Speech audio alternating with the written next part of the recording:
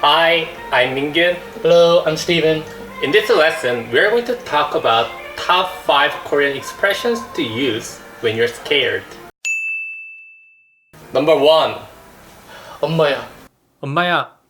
Jeez. This expression is used as an interjection in Korea when you're scared. I think it is funny that 엄마 actually means mommy, and Koreans look for their moms when they're scared.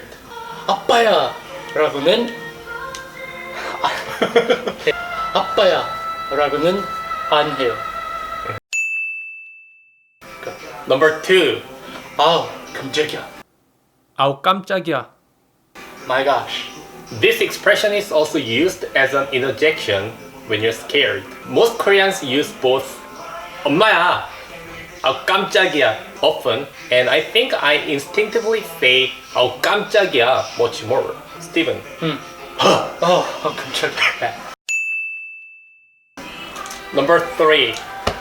놀랬잖아. 놀랬잖아. You frightened me. You can use this expression when you're relieved after being surprised or scared. I think this one is hard to pronounce, so could you explain how to pronounce more easily? 나 못해. Number 4. 소름 돋았어? 아 소름 돋았어. I got goosebumps or it is creepy. When something unexpected or scary happens and it makes you get goosebumps, you can say something like this. 소름 돋았어. 너의 연기 소름 돋았어. Number 5. 등골이 오싹했어. 등골이 오싹했어. It sent chills down my spine. This is one of the most difficult expressions you can use when you're scared. So even if it is a little bit difficult for you guys to pronounce it or use it, it is totally okay. And if you can use this expression, it will make your Korean more colorful.